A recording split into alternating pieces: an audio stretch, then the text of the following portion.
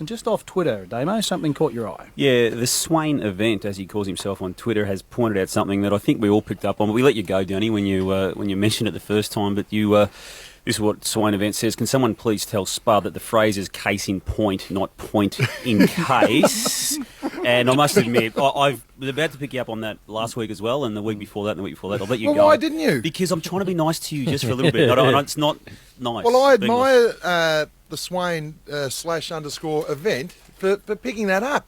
Why didn't you? So you just continually let me back over the bus and make a fool of myself. Well, you do that pretty regularly. If I picked you up every time, mate, we'd be not talking too much. You just get back to your little typewriter there, mate, and whack away there.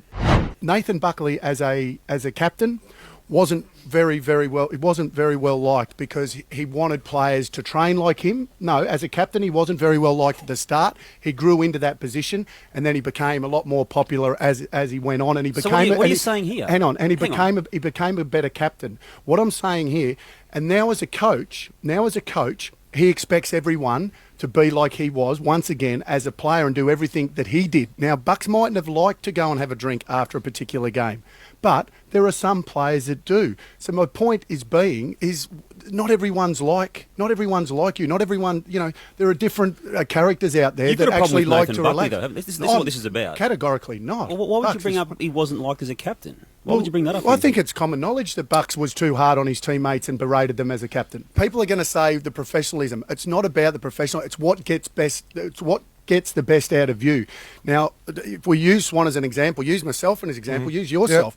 Yep. If I couldn't have a beer on a Saturday night after a game to wind down, then I have no doubt I would have gone crazy because that's your release time. Now, you train harder than anyone, and obviously if we're going to use Swanee as an example, look at his form. He's not letting the team down. Do you know that for sure? Mate, he's had 38 possessions and kicking 5 goals. No, different question. What planet are you on? Well, have a look at the coaches' votes. He's not getting votes from Nathan Buckley. And this is not backing up Bucks at all, but Mick actually suspended Heath Shaw and Didak, Damo, under his reign. Now, Mick Malthouse... Under sufferance. They crashed the car and then lied about it. But going back to not... Mick Malthouse... They still suspended him. He wasn't going to for crashing the car. Well, they did. Would you agree that Mick Malthouse ruled Collingwood with an iron fist? Mick was a tough coach. How did Mick Martyn used to come to the game? Two bags. Used to bring 2 bags to the game. 2 bags? Just can you explain the 2 bags? One was the daytime bag and the other one was the AM bag or the nighttime bag. So he came to the game with his footy socks, his boots, his mouth guard, ready to go, ready to play on Gary Ablett. And then all of a sudden he realised, I've got my other bag to put my going out kit on because we're going to go to the tunnel tonight. Three quarters into a game, we're 10 up. Hey, Duck, where are we going to start tonight? Problem is, he'd walk into the room all ready to go, and he'd go, "Duck, you got any moisture?" If you're listening, for anyone, that means moisturiser. You're welcome to ring in, Mick. You've been the butt of a few jokes over the last couple of weekends. 133353. It's the IGA Liquor Open line. Was that vilified?